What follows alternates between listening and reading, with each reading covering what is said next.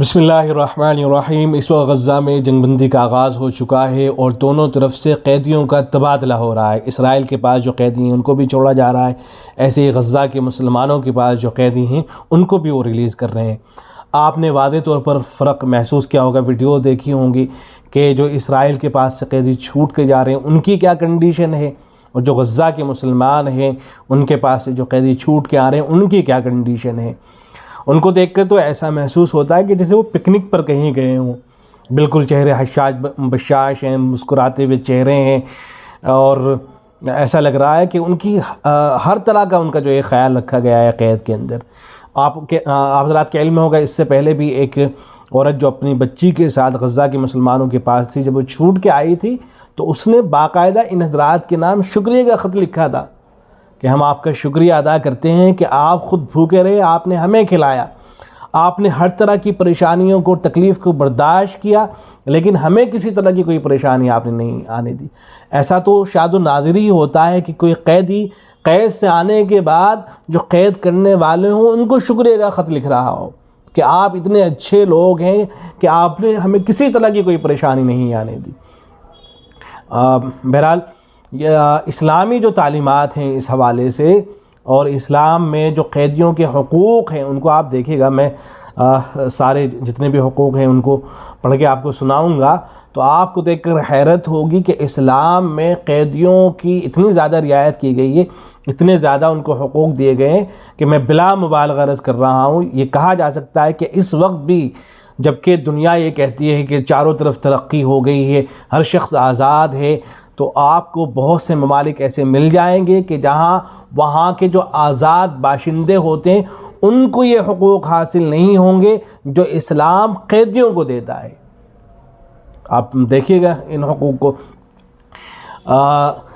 جو عام انسان ہوتے ہیں ان کے جو حقوق ہوتے ہیں ان کی تو الگ بات ہے، لیکن اسلام جو قیدی ہوتے ہیں ان کی دیکھیں کتنی زیادہ رعایت کرتا ہے۔ چنانچہ جو پہلی شق ہے وہ اس طرح سے ہے کہ معاشرے میں بعض لوگ اپنے جرائم و بدکاری کی پاداش میں عقوبت یعنی سزا کے مستحق ہوتے ہیں، اور قید کرنا عقوبت کی صلاحیت رکھتا ہے، اس لیے جرائم پیشہ افراد کو قید کرنے کی مشروعیت کتاب اللہ، سنت رسول اللہ اور اجماع سے ثابت ہے، اور عقل بھی اس کی متقاضی، یعنی اس کا حاصل یہ کہ ضرورت پڑنے پر لوگوں کو جو اس طرح کے لوگ ہوں کہ ان سے معاشرے کے اندر کوئی خرابی پیدا ہو سکتی ہے، وہ جرائم پیشہ لوگ ہوں تو ان کو قید کیا جا سکتا ہے، ان کو جیلوں کے اندر ڈالا جا سکتا ہے، ان کو سزائیں دی جا سکتی ہیں۔ پہلی شق ہے۔ نمبر 2، قیدیوں کے ساتھ حسن معاملہ ہو، ان کے ساتھ خوبی کا معاملہ کیا جائے گا ان کے ساتھ میں، جیسا کہ خود قرآن مجید میں اللہ نے ارشاد فرمایا ہے، یا ایھا النبی قل لمن فی ایدیکم من الاسریٰ ان یعلم اللہ فی قلوبکم خیرا یؤتکم خیرا مما اخذ منکم ویغفر لکم اللہ غفور رحیم۔ اے نبی، ان قیدیوں سے کہہ دیجئے جو آپ کے ہاتھ میں ہیں کہ اگر اللہ کو تمہارے قلب میں، تمہارے دل میں نیکی کا علم ہوگا تو جو کچھ تم سے فدیے میں لیا گیا ہے اس سے بہتر تمہیں دے گا اور تمہیں بخش دے گا، اور اللہ بڑا مغفرت والا ہے، بڑا رحمت والا ہے۔ نمبر 3 سنیے، قیدیوں کو کھانا کھلانا، انہیں بھوکا نہ رکھنا۔ قیدیوں کا کھانا عام لوگوں کے کھانے سے کوالٹی اور کوانٹٹی میں کم نہ ہو، یہ ہے اسلامی تعلیمات کہ قیدیوں کو جو کھانا دیا جائے گا، جو عام پبلک کو دیا جاتا ہے تو وہ اسی طرح کا ہونا چاہیے، بلکہ اس سے افضل ہو، جیسا کہ قرآن کریم میں اس آیت سے واضح ہوتا ہے، وَيُطْعِمُونَ الطَّعَامَ عَلَىٰ حُبِّهِ مِسْكِينًا وَيَتِيمًا وَأَسِيرًا۔ دفعہ نمبر 4 سنیے، جو شق نمبر 4 ہے اس میں یہ ہے کہ قیدیوں کے ساتھ توہین و تذلیل کا معاملہ نہ ہو۔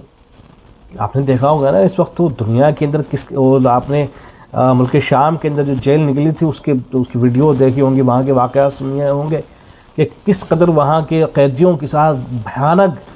صورتحال پیش آئے، کس قدر ان کے ساتھ ان کے اوپر ظلم کیے گئے، مظالم کے پہاڑ ان کے اوپر توڑے گئے۔ لیکن اسلام کیا کہتا ہے کہ قیدیوں کے ساتھ توہین و تذلیل کا معاملہ نہ ہو، قرآن مجید کی آیت ہے۔ دفعہ نمبر 5، میں ساری چیزیں حوالے وغیرہ نہیں دے رہا ہوں، صرف جو دفعات ہیں ان کو سنا رہا ہوں۔ دفعہ نمبر 5 ہے، قیدیوں کو ایسے کپڑے مہیا کیے جائیں جو موسم کے مناسب ہوں، کھانے پینے کا بھی خیال رکھا جائے، کپڑوں کا بھی ان کے خیال رکھا جائے۔ نمبر 6، قیدیوں کو زمانِ قید میں اپنے دین و مذہب کے شعائر پر عمل پیرا ہونے کی اجازت ہو۔ ایسا نہ ہو کہ منع کیا جا رہا ہو کہ آپ اپنے مذہب کے مطابق عبادت نہیں کر سکتے. نہیں, ایسا نہیں ہے. اسلام یہ کہتا ہے کہ ان کو اس کی اجازت دی جائے گی اگرچہ وہ قید کے اندر موجود ہو. بہت سے لوگ یہ کہا کرتے ہیں نا کہ اسلام تو جو ہے اس کی اجازت نہیں دے گا, اگر کہیں اسلامی حکومت آ جاتی ہے تو عام لوگوں کے حقوق کا کیا ہوگا. تو بھائی اسلام تو جو قیدی ہوں گے ان کے ساتھ جو ہے یہ معاملہ کر رہا ہے. نمبر 7, بعض دفعہ کسی شخص کو محض تہمت کی بنا پر گرفتار کر لیا جاتا ہے اور ثبوت جرم بھی فراہم نہیں ہوتا ہے, تو اگر اس شخص کا صلاح و تقوی معلوم ہو تو اس کو محض تہمت کی بنا پر گرفتار کرنا جائز نہیں ہے. یعنی ایک آدمی لوگوں کے درمیان میں اچھا سمجھا جاتا ہے اور کوئی پروف ہے نہیں کہ اس نے کوئی جرم کیا ہے, تو بغیر پروف کے اس کو جو ہے گرفتار نہیں کیا جائے گا. اور اگر گرفتار کیا جانے والا شخص ایسا ہے کہ اس کا فسق و فجور معلوم ہو, یعنی پتہ ہو کہ آدمی تو گنڈا ہے, تو اسے گرفتار کرنا جائز ہی نہیں بلکہ اولا ہے.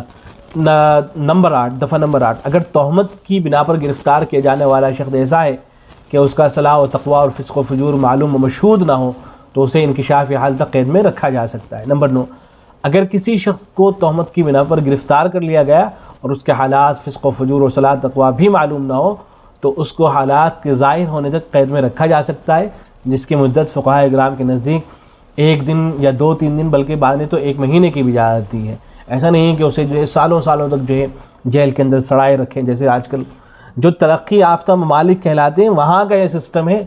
کہ سال گزر جاتے ہیں, آدمی قید کے اندر پڑا ہوتا ہے,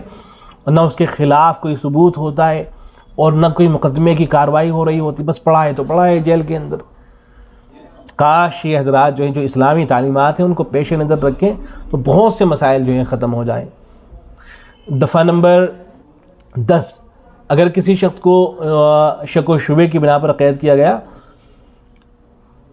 تو اس کا فسق و فجور لوگوں میں مشہور و معروف ہو تو اس کی حالت ظاہر ہونے تحقیق طلب امور مکمل ہونے تک قید میں رکھا جائے گا, خواہ قید کی حالت ہی میں اس کی موت واقع ہو جائے. یعنی ایک آدمی جو گنڈا ہے اس کے ساتھ میں معاملہ کیا جا سکتا ہے. نمبر 11, مذہبی امور مثلا عبادت کرنا, مذہبی کتابوں کا مطالعہ, قیدیوں کے درمیان دعوت دین, اس کی مذہبی تعلیمات کے مطابق اس کے لیے غذا فراہم کرنا, وہ جس مذہب پر عقیدہ رکھتا ہے اس مذہب کی مقدس شخصیتوں اور کتابوں کی بے حرمتی سے گریز کرنا, یہ تمام امور قیدیوں کے حقوق میں داخل ہیں. نمبر 12,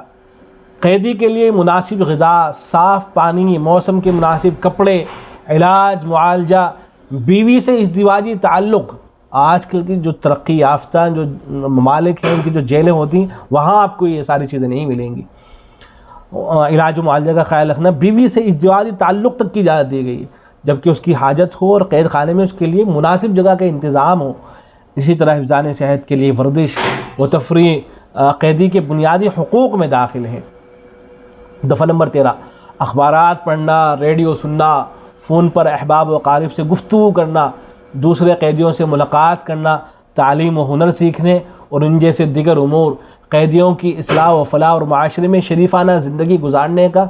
اہل بنانے کے وسیع مقاصد کو سامنے رکھتے ہوئے عالمی معیار نے یہ طے کر دیا ہے کہ پوری دنیا سے ان کے ربط کو ختم نہیں کرنا چاہیے. اس لیے قیدیوں کو یہ عام سماجی حقوق حاصل ہوں گے اور انہیں ان حقوق کا حاصل ہونا قیدیوں کے سلسلے میں نظریے شرع اسلامی کے خلاف بھی نہیں ہے, کیونکہ آپ صلی اللہ علیہ وسلم کا یہ فرمان ہے کہ ان کے ساتھ میں خیر کا معاملہ کیا جائے, جس کا حاصل یہ ہے کہ قیدی کے ہر طرح کے خیر کے مستحق ہیں. یعنی ان تمام چیزوں کی رعایت کی جائے گی, اس لیے کہ خود نبی اکرم صلی اللہ علیہ وسلم نے فرما رکھا ہے کہ قیدیوں کے ساتھ میں خیر کا معاملہ کرو. دفعہ نمبر 14, مردوں اور عورتوں کے لیے اسی طرح بالغوں اور نابالغوں کے لیے الگ الگ قید خانے ہونا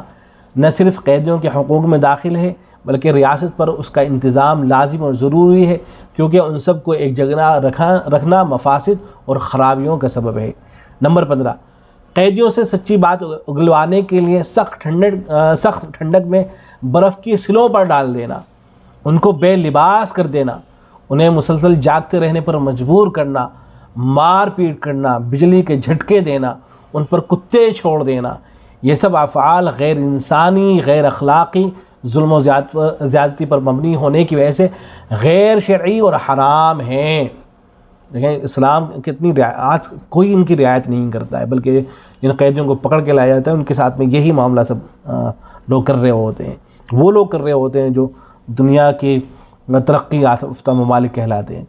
اگر قیدی اس طرح کی سزاؤں کے نتیجے میں اقبال جرم کریں تو شرعاً وہ معتبر نہیں ہوگا، اور نہ اسے بنیاد بنا کر سزاؤں کا فیصلہ کرنا صحیح ہوگا، یعنی کہ زبردستی اس کو سزائیں دے دے کر کے اس سے کوئی جرم گلوا لیا اور پھر اسی کے مطابق فیصلہ کر دیا جائے، ایسا شرعی طور پر درست نہیں ہوگا۔ تو یہ تھا نمبر 15۔ اب نمبر 16، عام حالات میں قیدیوں کو زنجیروں میں جکڑنا، ہتھ کڑی پہنانا اور بیڑی ڈالنا جائز نہ ہوگا، لیکن جب اس کے فرار ہونے کا اندیشہ ہو تو شرعاً اس کی اجازت ہوگی۔ نمبر 17، کسی مجرم کو اس کے خصوصی جرم کے پس منظر میں اس طرح قید کرنا کہ پوری دنیا سے اس کے ربط و تعلق کے مواقع ختم ہوں، شرعاً جائز ہونا چاہیے، یعنی جیل کے اندر ڈال دیا جائے اسے تاکہ وہ کوئی اس طرح کی حرکت نہ کر سکے کہ اس میں جو آگے کی کوئی پلاننگ نہ کر سکے۔ نمبر 18، جیل میں قیدیوں سے جبراً کام لینا شرعاً جائز نہیں ہے، اگر لیا گیا تو اس کام کی اجرت کے مستحق نہیں ہوں گے، کیونکہ اگر انہیں مستحق اجرت قرار دیا جائے تو اس صورت میں جبراً عقد اجارہ کی صحت کا قائل ہونا لازم آتا ہے، جبکہ عقد اجارہ کی صحت کے لیے طرفین کی رضامندی شرط ہے، اور یہاں یہ شرط مفقود ہے۔ تو جو کام قیدیوں سے جبراً لیے گئے اسے استحلاق منافع کہا جائے گا، اور استحلاق منافع مضمون بالقیمت نہیں ہوتے، اس لیے اس صورت میں قیدی اجرت کے مستحق۔ اس ساری بات کا خلاصہ یہ ہے کہ قیدیوں سے کام اگر لیا جا رہا ہے تو پہلے اس کی رضامندی حاصل کی جائے گی کہ بھئی آپ کو کام بھی کرنا ہے، تو جب وہ اپنی رضامندی کا اظہار کر دیں گے اس کے بعد ان سے کام کرایا جائے گا اور ان کو اس کے بدلے میں پیسے دیے جائیں گے۔ نمبر 19، جن قیدیوں کا مقدمہ ابھی زیر سماعت ہے اور جن کے بارے میں سزائے قید کا فیصلہ ہو چکا ہے، قید خانوں میں باعتبار سلوک ان دونوں میں فرق کیا جانا جائز ہی نہیں بلکہ لازم ہے، کیونکہ ثبوت جرم کے فراہم ہوئے بغیر اس کے ساتھ وہ سلوک روا رکھنا جو ان مجرموں کے ساتھ کیا جاتا ہے جن کی سزا کا حکم صادر ہو چکا، سراسر ظلم و زیادتی اور ناانصافی ہے جو شرعاً ناجائز اور حرام ہے۔ آج کل تو جیلوں کے اندر آپ دیکھیں جس کا ابھی جرم ثابت بھی نہیں ہوتا ہے اس کے ساتھ بھی پولیس والے وہی معاملہ کر رہے ہوتے ہیں جو ان لوگوں کے ساتھ میں معاملہ کر رہے ہوتے ہیں کہ جن کا جرم ثابت ہو چکا ہوتا ہے، تو اس کی شریعت میں کوئی اجازت نہیں ہے۔ نمبر 20، جس شخص کو تہمت کی بنا پر گرفتار کیا گیا اور اس کا فسق و فجور معلوم و مشہور ہو یا مجہول حال ہو تو ظہور حال اور تحقیق طلب امور کی تکمیل تک اسے قید خانے میں رکھ سکتے ہیں، خواہ زمان قید اس مدت سے زائد ہو جو اس کے اوپر عائد فرد جرم کی اصل سزا ہے۔ نمبر 21، اگر قیدی معروف بالصلاح و تقویٰ ہے تو اسے محض تہمت کی وجہ سے قید خانے میں رکھ کر ذہنی اذیت دینا یہ اعتداء اور ظلم ہے، اور ظلم و زیادتی کی صورت میں ہرجانہ طلب کرنا اس وقت درست ہوتا ہے جبکہ اعتدال اور ظلم کا تعلق عین سے ہو، جبکہ ذہنی اذیت کا تعلق عین سے نہیں ہے، اس لیے مالی جرمانہ طلب کرنا صحیح نہیں ہونا چاہیے۔